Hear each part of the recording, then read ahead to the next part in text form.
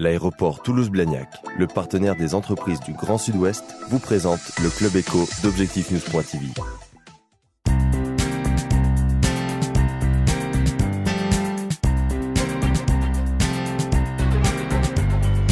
Merci de nous rejoindre sur Objectif-News.tv. Notre invité aujourd'hui dans le Club Éco, Rémi Roux. Bonsoir. Bonjour. Bonjour. Vous êtes cofondateur et gérant de la SCOP gersoise Éthicable. Vous commercialisez des produits équitables. Est-ce que vous pouvez d'abord nous redéfinir ce qu'est le commerce équitable ? Alors le commerce équitable, c'est un système d'échange international qui est basé sur des relations commerciales plus justes avec des petits producteurs des pays du Sud. Donc ça va concerner le café, le cacao, le thé, des matières premières qui viennent de coopératives de petits producteurs. C'est une initiative qui s'est développée dans les années 70, 80, d'abord dans les boutiques spécialisées comme Artisans du Monde. Et aujourd'hui, on voit en grande distribution un peu partout des produits issus du commerce équitable. On connaît effectivement en grande distribution les produits que vous commercialisez, notamment du café, du sucre, du chocolat. Surtout le chocolat. Hein, oui, et la pâte à tartiner.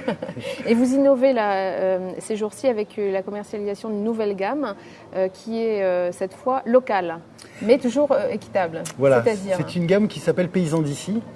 En fait, ça répond à une demande des citoyens consommateurs qu'on a depuis le début. En 2003, quand on a créé Éthicable, on s'est spécialisé uniquement sur les produits en provenance des pays en voie de développement. Il n'y a pas de cahier des charges aujourd'hui qui définit un commerce équitable européen de paysans français. Et en fait, par contre, il y avait une vraie demande des Français de dire mais on aimerait bien aussi pouvoir avoir des produits locaux qui vont maintenir nos producteurs sur leur terre. Et en fait, à force qu'on nous le demande, à force que nos salariés aussi, lors de nos ateliers d'été où on essaye de redéfinir avec eux la stratégie de la boîte, nous ont dit on aimerait bien faire des produits comme ça. Donc on a commencé à y réfléchir. Et l'année dernière, des agriculteurs du GAB 32, du groupement d'agriculteurs biologiques du Gers, sont venus nous voir en nous disant on aimerait bien travailler avec vous. Aujourd'hui, ce sont des producteurs bio qui vendent leur production sur les marchés, à la ferme, mais ils n'arrivent pas à écouler les volumes suffisants par rapport à ce qu'ils produisent. Et ils ne sont pas équipés pour travailler en direct avec la grande distribution. Donc ils sont venus nous voir et on a dit bon ok, on va travailler sur une gamme et c'est ainsi que nous avons défini un cahier des charges puisque rien n'existait, une charte avec 27 critères qui reprend des critères de production. Il faut que ce soit de l'agriculture biologique, il faut que ce ne soit pas de l'agriculture intensive, c'est vraiment de l'agriculture familiale qui préserve la biodiversité et qui va permettre aux consommateurs aussi de retrouver des variétés anciennes de produits, des produits nutritionnellement différents avec des vrais goûts et non pas standardisés, et de maintenir sur leur terre cette agriculture paysanne. Donc ça concerne des produits du Gers, par oui. exemple, des produits Alors dans le Gers, par exemple, on a l'huile de tournesol du Gers, voilà, je suis venu accompagner, et puis des farines du Gers aussi, qui arrivent la semaine prochaine. Au total, combien de produits ? Alors en tout, on sort là 15 produits, dont 4 du Gers, une crème de châtaigne de l'Aveyron aussi, et puis des lentilles du Lauragais. Et puis, il y a une deuxième vague de produits qui va arriver en fin d'année ensuite. Donc des produits qui ne sont pas seulement en Midi-Pyrénées. Voilà, là aujourd'hui on commercialise aussi des tisanes des Deux-Savoies. On a du Languedoc-Roussillon des variétés anciennes de pêche, la pêche jaune et de la pêche blanche, qui vient d'une coopérative qui est au-dessus de Perpignan et qui cultive ces variétés anciennes de pêche sur des vergers qui datent des Romains, où il y a encore le système d'irrigation en pierre des Romains qui permet naturellement d'arroser ces vergers. Vous voyez, c'est l'inverse de la culture intensive où vous allez avoir les arbres plantés en plein soleil, alignés, qu'il faut traiter, qu'il faut arroser, etc. Donc l'idée, c'est de revenir à une agriculture traditionnelle. Et du coup, vous avez des goûts différents. Vous verrez tout à l'heure quand vous goûterez ce nectar de pêche, vous allez trouver des vrais goûts des fruits. Est-ce que votre démarche est symbolique, éthique ou elle est aussi business ? Là, à travers par exemple le lancement de cette gamme. Alors, on va dire... On parle beaucoup d'innovation dans le business. Hein. Le problème, c'est qu'aujourd'hui, l'innovation, c'est uniquement l'innovation technologique, le truc qui ramène plein de pognon. Nous, on se bat chez Éthicable et avec le mouvement des entrepreneurs sociaux, on se bat pour qu'on puisse soutenir l'innovation sociale. L'innovation sociale, c'est une innovation qui prend en compte la terre et qui prend en compte l'être humain, l'homme.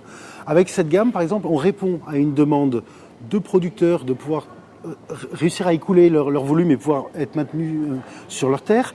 On répond à une demande des consommateurs d'avoir des vrais produits locaux et bio. Et on amène une gamme de produits donc en bio qui est moins impactante environnementalement, aussi bien au niveau de l'emballage, au niveau de la transformation, du mode de culture, que des produits standardisés. Donc ça, c'est de l'innovation sociale. Vraiment, en fait, on répond à une demande des consommateurs, des producteurs du Gers, de nos salariés aussi dans la scope éthicable. Ils sont très liés à ce genre de démarche. Voilà. Après, on fait du business parce qu'on vend nos produits dans toute la France, à travers la grande distribution, si vous voulez. Mais l'idée, c'est quand même de montrer que le business peut avoir aussi du sens et n'est pas fait que juste pour la lucrativité, pour enrichir des actionnaires qui travaillent même pas dans la boîte. Vous êtes élu par les salariés, c'est ça? Alors moi je suis gérant, je viens d'être réélu pour 3 ans, gérant par notre conseil d'administration qui est composé en majorité de salariés et chaque salarié a une voix à l'Assemblée Générale, qu'il ait une part ou qu'il en ait 1000.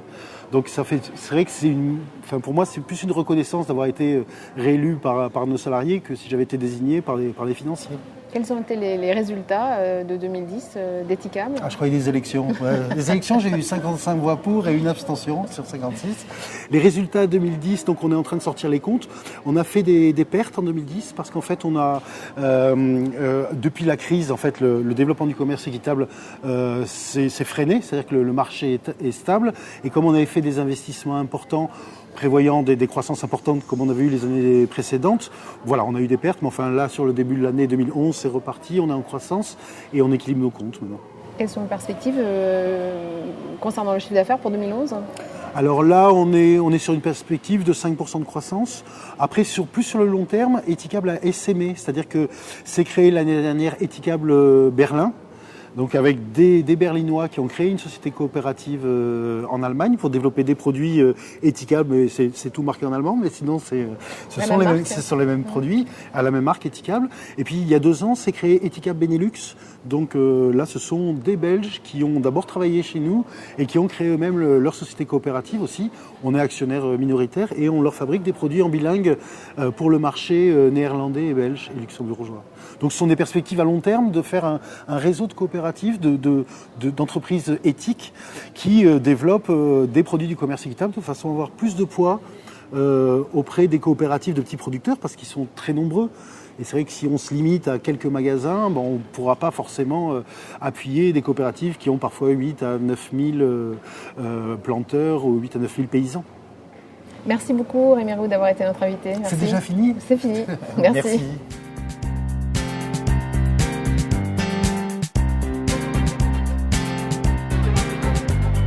L'aéroport Toulouse-Blagnac, le partenaire des entreprises du Grand Sud-Ouest, vous présente le Club Éco d'Objectif News.tv.